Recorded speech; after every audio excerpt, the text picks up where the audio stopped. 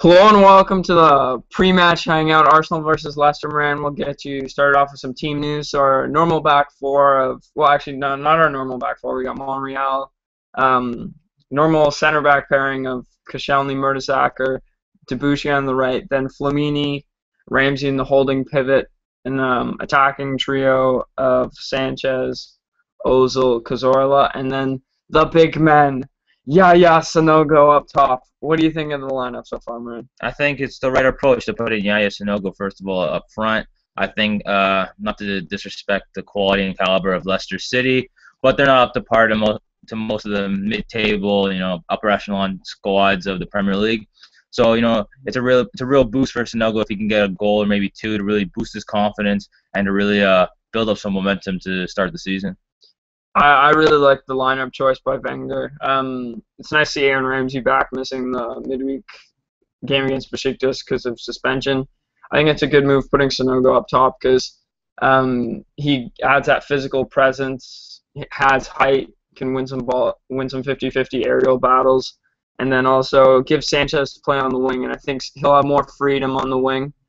And I think we'll see a different Alexis Sanchez today, more direct to goal, and I think he'll have more freedom playing on that wing, and he won't have to do as much dirty work, and he can do more skill work on that wing. Yeah, for sure, and especially with the likes of like Cazorla and Ozil, who love the interchange. We're gonna see Sanchez probably doing the same today, so we might see Sanchez, playing in the middle. Obviously, that's not his preferred position, but because of the interchanging that the Arsenal squad loves to do, we're gonna see Alex Sanchez in every area of the pitch today.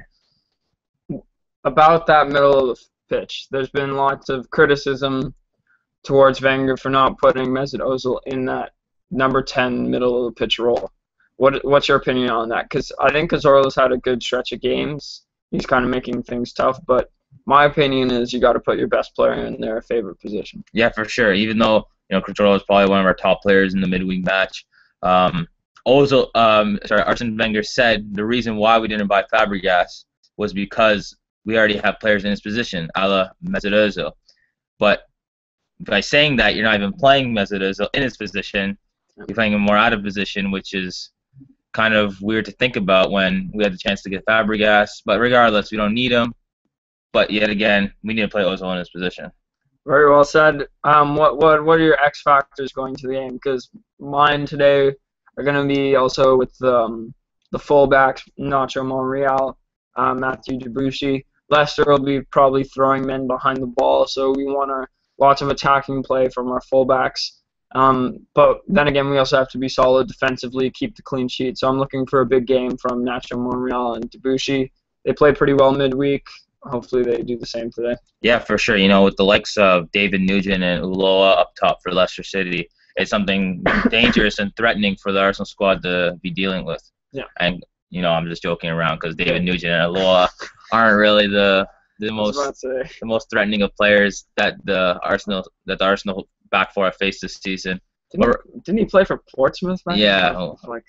Was there a big summer signing one year? He's terrible now. Yeah, he's. But regardless, midweek Leicester did sign Inter Milan veteran Esteban Cambiaso, who's a very solid holding mid. He can really do the job, stick it in there. So we'll be on the watch for him. He's on the bench today, but if he ever decides to, if they ever decide to give him a go around in the second half, we'll see if he can stand up to part of the Arsenal starting 11. Here's a comment from Mek Al Lama. Sorry if I mispronounced that one, but we should have played Ox, Campbell, or Podolski on the left. Then either played Cazorla and Ozil through the middle, or put Cazorla on the bench and partner Ozil and Ramsey through the middle. That's a very good shout. I know Moran's been dying for Joel Campbell on the left. It's crazy crusade he's got on. And do you agree with him? I'm assuming you do. Of course, every day.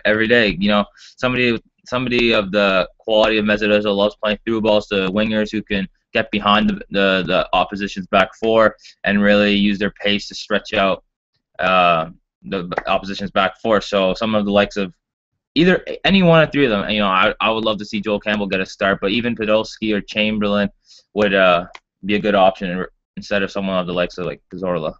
Yep. Here's another comment, basically saying the same thing. We cannot play Ozil and Cazorla together. They're both playmakers and should play in the middle. Very good. But as long as I agree with what Moran said earlier in the Hangout about interchanging. When you have Alexis Sanchez, Ozil, and Cazorla, as long as they interchange throughout the pitch, I think that's good. Seeing different areas with the ball.